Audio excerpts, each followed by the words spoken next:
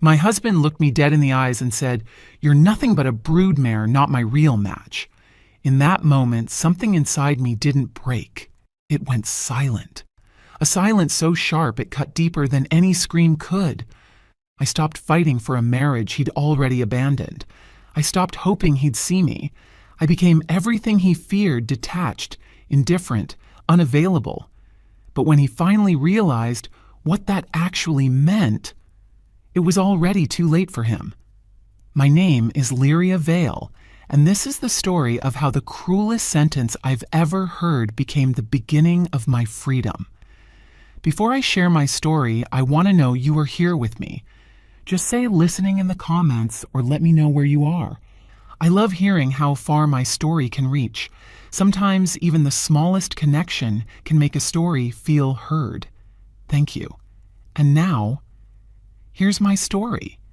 And if my voice resonates with you even a little, please consider subscribing to the channel.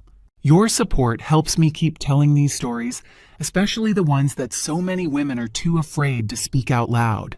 Now, let me take you back to the night everything changed for me. My name is Lyria Vale. I'm 34, a mother of twins Alden and Aria, and I live in Portland, Oregon. Most mornings start the same way, packing lunches, tying shoelaces, navigating small sibling arguments, and herding my kids into the car before the rush on Burnside hits. After dropping them off at school, I drive straight into downtown where I work as a senior strategist for a financial firm. It's demanding, competitive, and exhausting sometimes, but at least it's predictable. Predictable is something my marriage stopped being a long time ago. As I weave through morning traffic, I'm reminded again of the imbalance in our home. I'm the one holding everything together: budgets, schedules, school forms, doctor's appointments.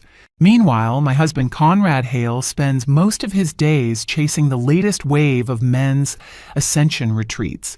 He calls it spiritual evolution. I call it disappearing. Lately, I've stopped trying to name it at all. It wasn't always like this.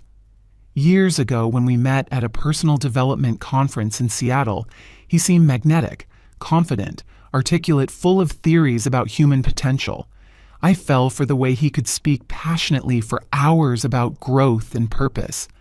Back then, I thought we were aligned. After we married, we rented a small house in Portland, dreaming about building a stable, grounded life. For a while, we had exactly that. Everything shifted after the twins were born. While I returned to work and juggled feedings, diapers, and late-night crying, Conrad quit his regular job to find his masculine truth. What started as a weekend hobby became his full-time identity. The more I showed up for our family, the more he drifted into his abstract spiritual orbit. I remember lying awake some nights feeling like I was reaching for someone who kept stepping further back each time. The cracks widened as his rhetoric changed. He began telling me I had lost my feminine energy because I worked too much. He said I didn't understand his spiritual journey, that I was too grounded in the physical world to see where he was headed. Each comment chipped away at something inside me. I started to realize I was no longer his partner. I was his anchor, something he resented being tied to. The more he evolved upward, as he put it, the more I felt him turning away. And then there was the moment I still remember too clearly. During one of his retreats, I stopped by to drop off something he'd forgotten. That's when I saw it, a fleeting glance he gave a woman named Maribel Rowan, the kind of look that lingered half a second too long, a look I hadn't seen directed at me in years. Maybe it was nothing. Maybe it was everything. But my intuition whispered that something was shifting beneath the surface, a current I had been refusing to acknowledge. I tried brushing it off, telling myself I was imagining things, but the unease settled into me like a slow-forming bruise. It was the first sign of a betrayal I wasn't ready to name out loud, even to myself. Life didn't fall apart overnight. Pieces started slipping quietly, almost politely out of place. Conrad began coming home later, always with the same explanation. He was leading masculine workshops, helping men access their inner warrior or align their purpose. His wardrobe changed too: linen shirts, beaded bracelets, earth-tone pants meant to signal enlightenment. Dinner conversations dwindled into silence, punctuated only by terms like chakra alignment or sacred masculinity that no longer meant anything to me.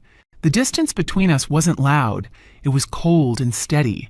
Our dinners became so quiet I could hear the refrigerator hum. He talked less to me and more about me, specifically about women in his community who understood him on a deeper plane, unlike me. The twins started asking why their dad wasn't home for dinner anymore, and each time I struggled to find an answer that didn't sound like an indictment. Then came the first unmistakable signal. Maribel posted photos from another retreat, sun-drenched group shots, meditations in circles, and there barely visible was Conrad's reflection in a window standing closer to her than anyone else. Too close. Curious and unsettled, I checked his messages later that evening. I found threads labeled energy-sharing exchanges filled with language that crossed emotional boundaries. Not physical cheating, not yet, but a level of intimacy he'd never offered me in years. That discovery hollowed me out in a way I didn't show on my face. Nights became heavier. I'd stand in front of the bathroom mirror, studying myself the way you look at someone you used to know well, but haven't spoken to in years. I kept wondering what part of me had changed or disappeared to make room for this version of our marriage. Instead of confronting him, I found myself watching more, reacting less. Observation felt safer than conversation. Somewhere deep down, I sensed he already saw me as someone spiritually inferior, someone holding him back. And then came the second hit, the one that turned suspicion into something solid. A coworker mentioned seeing Conrad and Maribel together at a cafe in the Pearl District, laughing, leaning in, looking nothing like mentor and mentee. I confronted Conrad gently later that night, only to hear him claim he'd spent that entire day at a retreat in Sedona. He didn't even flinch while lying.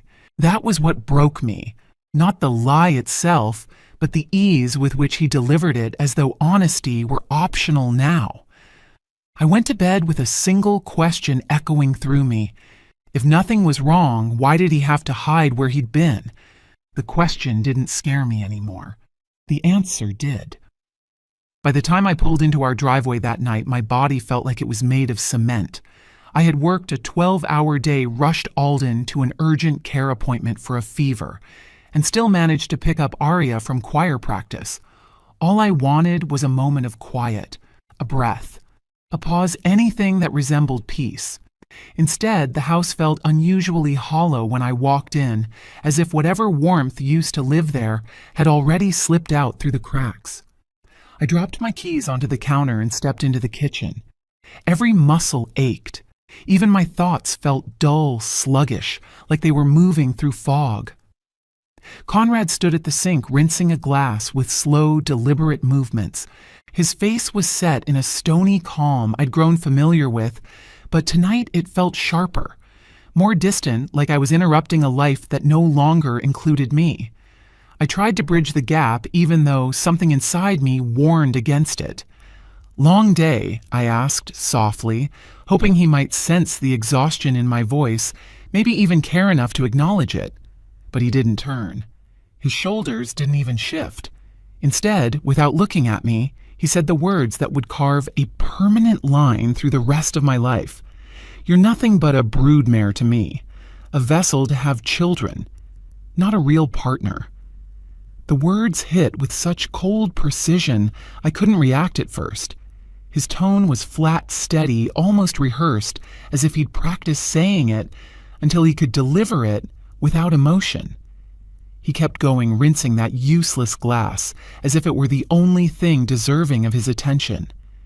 "You don't have feminine energy anymore. You block my spiritual growth. Maribel actually understands me, connects with me. You never have." I stood there frozen, feeling my heartbeat thud against a ribcage that suddenly felt too small. I waited for anger or tears or anything resembling a response, but nothing came. Just a tight, crushing pressure in my chest, as if someone had reached inside and squeezed until all the air left my body. Still, I stayed silent. Then he added in the same calm voice, "We're just co-parents now." I need a true partner for the path I'm on. That was his final strike, not said in frustration, not tossed out in a fight, said like a decision he'd already embraced long before I walked into that kitchen. In that moment, I understood that he didn't see me as a person anymore, much less his equal. I was a role, a function, a box he'd checked years ago and now wanted to discard. I didn't argue. Something inside me snapped so cleanly it felt like clarity. I stepped back from the counter, my voice gone, my body moving on instinct alone. I walked to our bedroom, my bedroom from that moment on, and shut the door quietly behind me. Standing in front of the mirror, I barely recognized the woman staring back. I whispered to her, steady and certain, if he sees me as nothing more than a broodmare, then starting tomorrow I will become exactly what he fears most, independent, silent, untouched by him. That night, instead of crying, I opened my laptop. I created a folder on my desktop and named it Exit Strategy. Line by line, I began listing every instance of neglect, every irresponsible choice, every moment he'd abandoned this family, while claiming spiritual expansion. I knew then that this wasn't a reaction. It was the beginning of the end, the true fracture that could never be repaired, the moment I finally chose myself over the ruins of what we used to be. I woke before sunrise not from anxiety, but from an eerie sense of clarity. The heaviness from the night before had dissolved into something vacant and calm, like my emotions had been stripped clean. I moved through the house quietly, preparing breakfast, packing lunches, waking the twins, with practiced gentleness. I didn't check to see if Conrad was awake. I didn't ask how he slept. For the first time in years, he wasn't part of my morning equation. He walked into the kitchen as I was lacing Arya's shoes. He watched me for several long seconds, as if trying to match the woman he insulted last night with the one moving wordlessly before him. When he finally spoke, his voice carried a hesitant edge. "Do you want to talk about what happened?" "No," I said simply. Not cold, just factual. That one syllable unsettled him. I could see it in the way his brows tightened in the small shift of his posture. He expected anger or tears or some dramatic reaction he could later reference as evidence of my emotional instability. What he got instead was indifference. The moment the kids were ready, I grabbed my keys and left the house without waiting for him to say anything else. At work, I kept my phone face down, ignoring the messages he usually sent about dinner or his schedule. I didn't ask if he'd be home. I didn't update him about the twins. I didn't even tell him the firm wanted me to attend a major leadership meeting in Seattle next month, an opportunity I would have once shared with him automatically. That silence became my new language. It was the only one he deserved. Each night after the kids went to bed, I opened the exit strategy file. I recorded the times he left the house, the times he returned, the events he skipped. I added screenshots of messages between him and Maribel that crossed every boundary a married man should honor. I documented the phrases he had used to diminish me. By putting everything into words, I stripped his chaos of power. As the days passed, he grew uneasy. He noticed I dressed differently, nicer clothes, subtle makeup, a posture that no longer folded inward. When I returned home late after dinner with coworkers, he asked almost accusatory, "Why were you out so long?" He scanned my face as if searching for something. "You said you wanted distance," I replied calmly. "I'm giving you exactly that." It was the truth, and he knew it. For the first time, he seemed unsure of his footing. I moved into the spare room under the pretense of needing quiet for late-night work. I stopped waiting for him to help with the twins and handled everything myself, letting them grow accustomed to me being the consistent parent. I met with a lawyer during my lunch break, keeping every detail hidden behind my measured silence. Then one evening, as I walked past his car to take out the recycling, I heard his voice through the cracked window. He was on the phone, speaking softly, tenderly, in a way he never spoke to me anymore. "You're my soul match," he said. "You always have been." Maribel. Of course it was her. I felt no shock, no heartbreak, just confirmation. The kind that settles into your bones and rearranges everything inside you. That moment didn't hurt. It simply clarified the pathing forward. He hadn't just drifted away. He had chosen another place to anchor himself. And now finally, I was choosing where to anchor me. Once I chose silence over confrontation, my mind became sharper, more strategic. I stopped reacting and started investigating, not emotionally, methodically. One morning, after dropping the twins at school, I drove not to the office, but to a discreet building off Division Street, where a private investigator worked behind a tinted glass door. I told him everything I needed follow Conrad during his next retreat in Sedona document, who he traveled with, where he stayed, and how he spent his time. He didn't blink. It was just another case to him.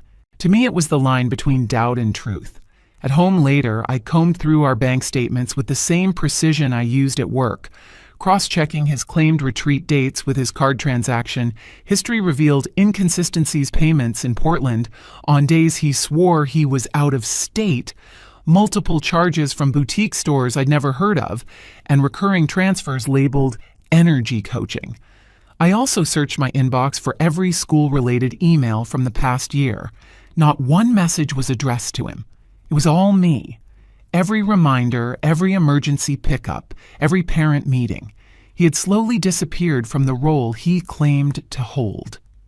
Several days later, the investigator called. His voice was steady, professional, but the information still tightened something inside my chest. Conrad and Maribel had arrived at the Sedona retreat in the same car. They left together, too. He documented them checking into a hotel nearby, separate rooms, but on the same floor, booked within minutes of each other.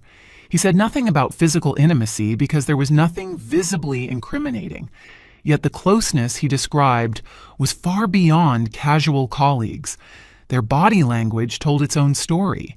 I thought I'd feel angry, but what I felt was closer to confirmation, a puzzle piece sliding exactly where I suspected it belonged.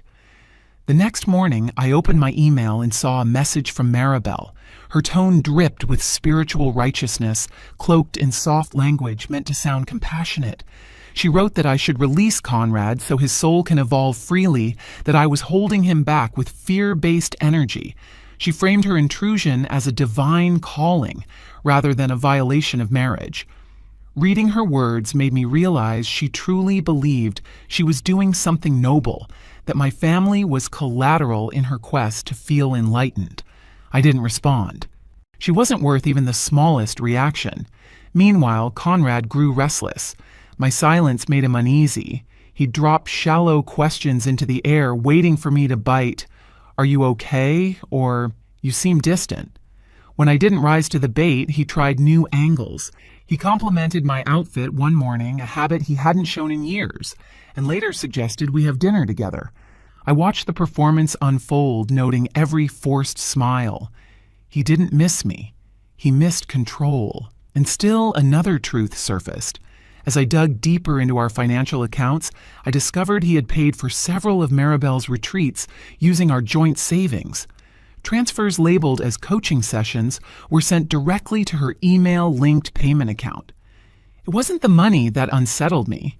It was the betrayal of using family resources to fund his connection with another woman while lecturing me about spiritual alignment.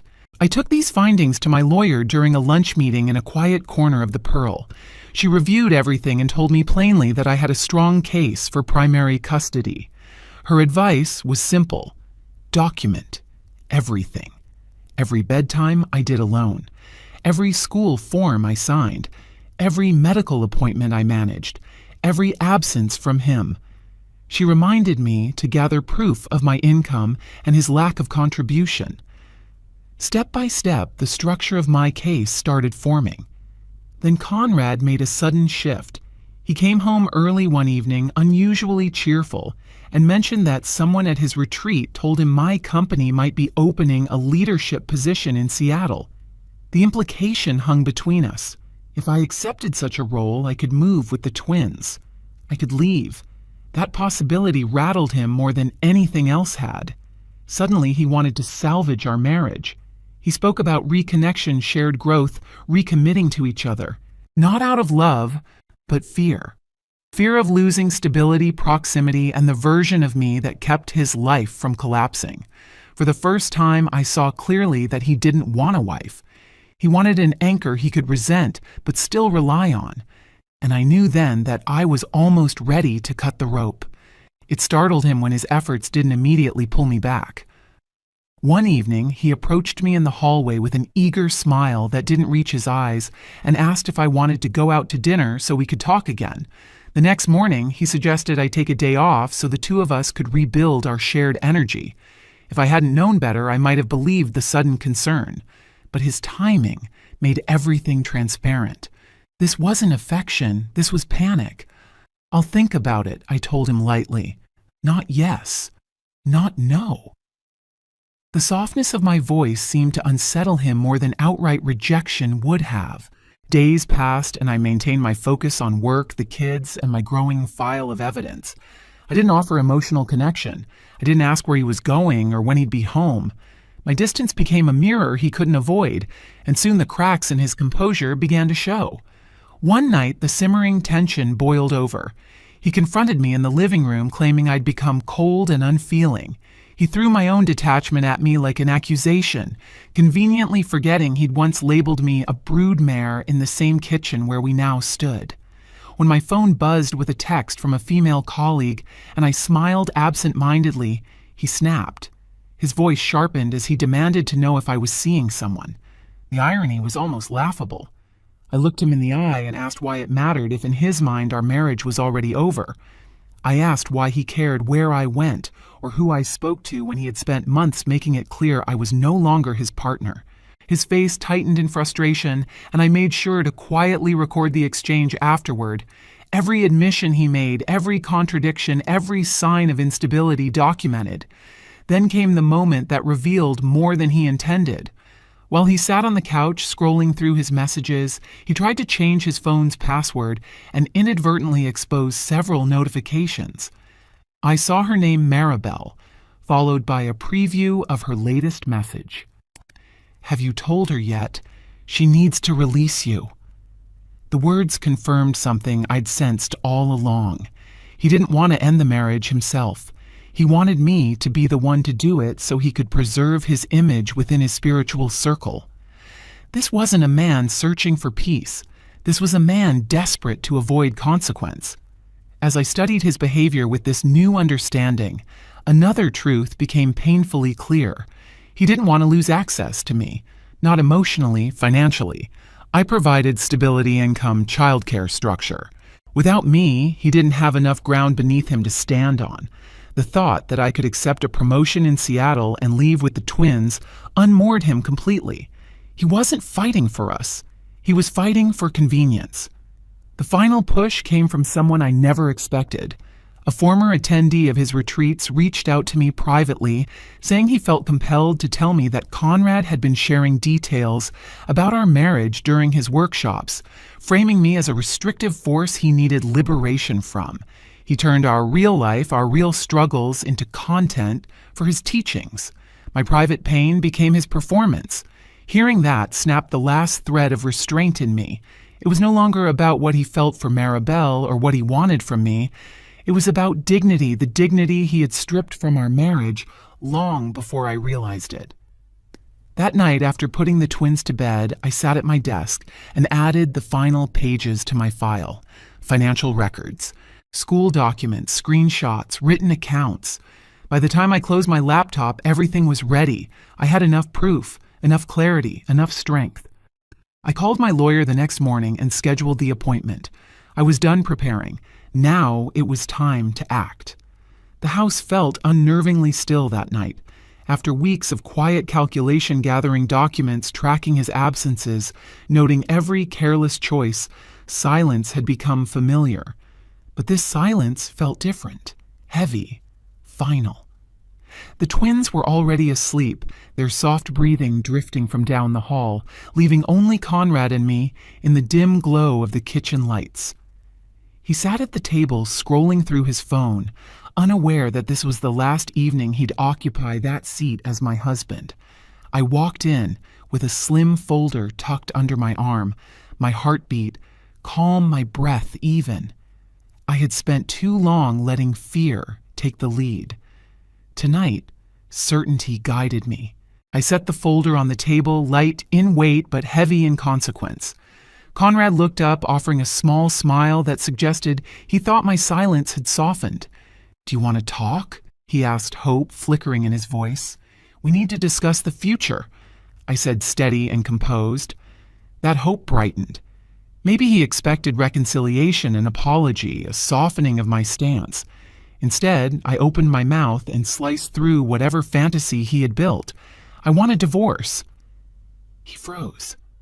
For a moment, he looked like he couldn't quite process the words, as if the logic of his world didn't allow me to be the one to end things.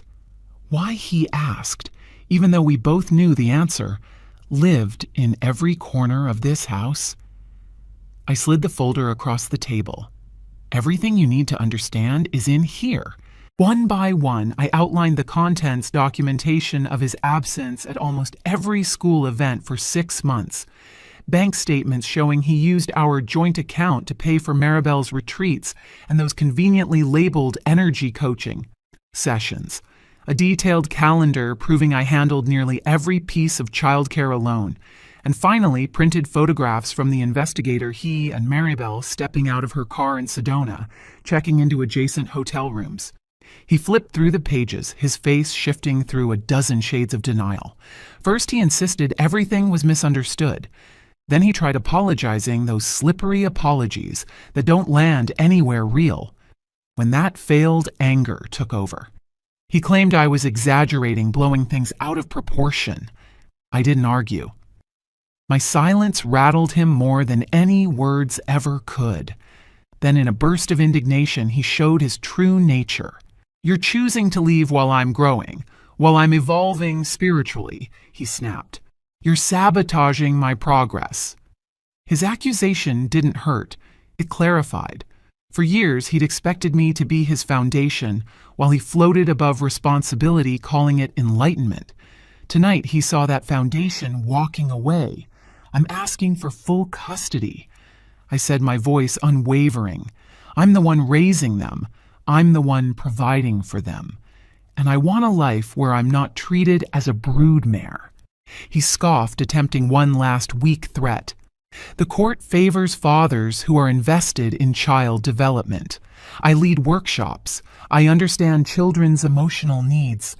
I handed him a stack of emails from teachers, coaches, doctors, all addressed only to me. He recognized the truth immediately, and in his flustered attempt to justify himself, admitted he'd missed nearly every meeting that year. More evidence, more clarity. When he ran out of arguments, I stood up. "I've been preparing for this since the night you called me a broodmare," I said, calmly. It was the first time I repeated that sentence aloud, and saying it felt like releasing something that had been weighing down my lungs. He sank into his chair, hands trembling as he held the folder. I walked out of the kitchen, leaving him alone with every mistake he had ever tried to hide. For the first time, I felt victorious, not over him, but over the fear that had kept me in place for too long. The divorce process unfolded faster than anyone expected. With my documentation laid out clearly, the court moved efficiently. I described with unwavering composure the structure of our daily life, every school pickup, every doctor visit, every night spent managing the twins' routines, while Conrad retreated into his spiritual world. Teachers confirmed it. Pediatricians confirmed it. Even his own calendar confirmed it. Conrad tried to paint me as cold and emotionally absent, but the evidence contradicted every word he spoke. His own financial records, his own emails undermined him before he even had a chance to build a narrative. In the end, the ruling was straightforward. I was granted primary custody. He received alternating weekends and one dinner visit per week. The judge assigned him a modest child support payment, citing the instability of his retreat income. When the decision was read aloud, something inside me finally loosened. My children would have stability. I would have peace. After the divorce, consequences found Conrad faster than I expected. Word spread within the retreat community that he had used personal marital struggles as teaching material, and his following began to crumble. Workshops were canceled, members withdrew. His leadership, once inflated by ego and jargon, flattened under the weight of truth. Even Maribel left Portland shortly after joining another spiritual group and abandoning the man she once claimed to guide. I did the opposite. I expanded. I accepted the promotion in Seattle and moved into a home overlooking Lake Union. The twins settled into their new school, easily delighted by the bigger rooms and quiet mornings. I built a life with structure and warmth, something our marriage had lost years ago. I even started seeing someone, a chiropractor I met at the children's clinic. Kind, grounded, someone who listened without translating my words into spiritual rhetoric. Then one evening, months later, Conrad appeared at my front door. His posture slumped, his face thinner, his confidence carved down to nothing. "I made a mistake," he said, voice cracking. "Maribel manipulated me. No one believes in me anymore. No one listens." He asked for another chance, a second beginning. I shook my head slowly. "Did you forget?" I said, my tone calm and almost gentle. "I'm just a broodmare, and we're only co-parents now." The moment the words left my lips, his expression collapsed. He understood finally that the damage he caused wasn't something time or regret could undo.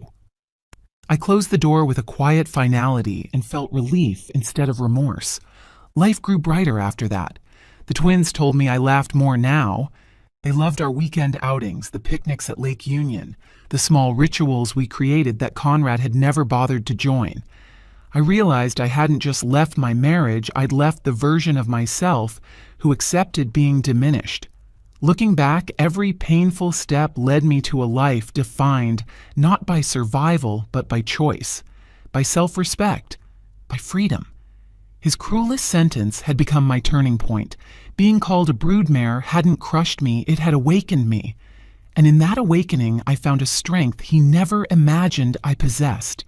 After everything was settled, after the court hearings, after the move to Seattle, after the last conversation where Conrad finally understood I was no longer his to hurt, I found myself standing alone in my new home. One quiet evening.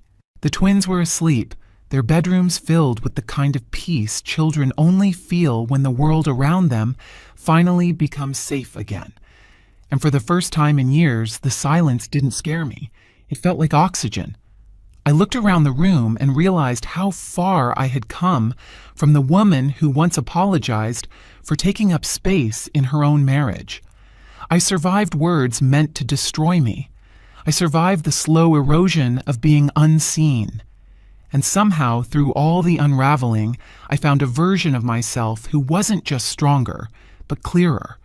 Clear about what love should feel like. Clear about what respect should look like. Clear about what I would never allow again.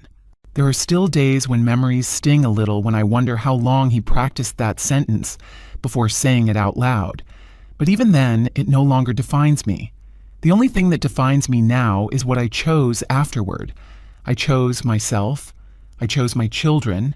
I chose a life where my worth isn't debated or diminished. And every step I take from here is a step away from the woman he tried to shrink, and toward the woman I was always meant to become. If you've listened to my story this far, thank you. Truly. Sharing it wasn't easy, but I hope it reminds someone out there that you are not trapped just because someone convinced you that you are. You're allowed to walk away. You're allowed to rebuild. You're allowed to start again, even if the world has told you otherwise. And you deserve more than the bare minimum someone gave you. Before you go, if my story resonated with you or even made you feel a little less alone, please consider subscribing to the channel. Your support helps me keep telling stories that are real raw and sometimes difficult but necessary. Leave a comment or share where you're listening from. You'd be surprised how much strength comes from knowing someone else is out there hearing you, rooting for you. Thank you for being here. And wherever you are in your own story, I hope you choose yourself too.